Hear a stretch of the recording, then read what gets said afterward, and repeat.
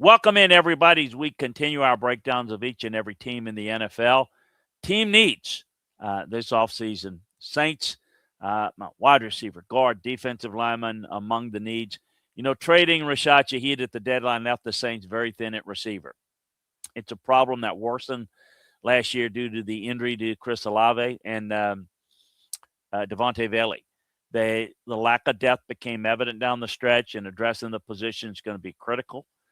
Tyler Shough's late season surge magnified that need. He ranked 14th among qualifying quarterbacks since week 8.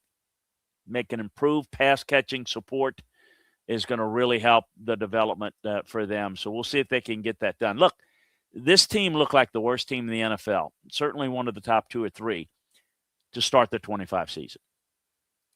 But when Tyler Shough took over for Spencer Rattler, they improved each week. He turned the offense into a viable scoring unit while the defense ended up playing pretty good ball.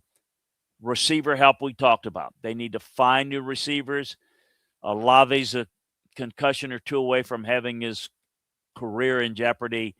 Look, I think that is the primary need now, that you've got to go out and find a playmaker for Shough to be able to get the ball to.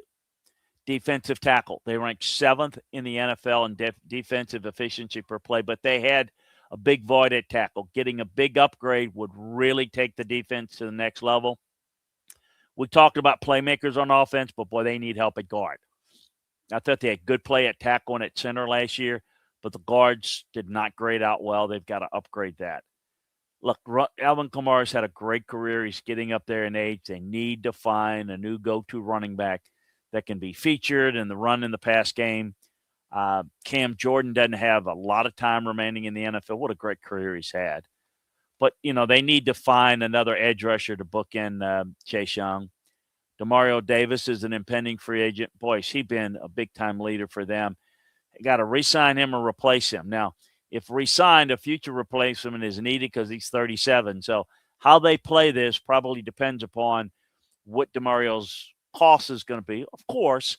But then ideally, if they could get him signed, maybe on a 1-year deal and with an option, maybe draft a young guy.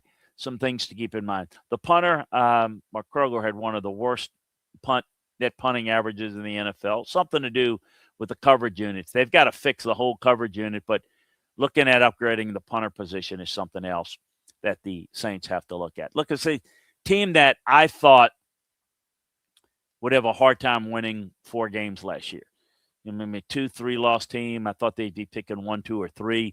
The fact that they played much better showed me a lot from a coaching standpoint. They might have their quarterback in the future. I say might because he played well, did Shough. Let's see if he can develop. They might have something here, but we're not going to know that until they do a better job protect them on the interior at the guard spot and get them some playmakers at receiver. But I think it's a pivotal year, and the Saints could be right in the mix in this division with a good draft and a good free agency offseason. I do think the biggest problem that the Saints have organizationally is they do not have a football guy as a general manager. It has hurt this team. It was covered up because Sean Payton handled all the football decisions. Now Kellen has to basically do the heavy lifting in terms of the evaluation. Listen, I think they need a football guy running it, and I don't think that owner understands what she's doing. So this is a problem. Mickey Loomis has got her ear, and I think this is going to be difficult and one that the coaches are going to have to overcome by taking over the personnel decisions as well as the coaching. I think it's a tall order, but they did a really good job last year. So let's see if they can continue it. Reminder again, hit that subscribe button so that you don't miss any of our football content. It's always great to be with you. Spread the word, share, like. My podcast is free, so hitting that subscribe button and telling everybody about it, giving us your feedback certainly is appreciated. We appreciate you joining us. We'll talk to you again next time, everybody.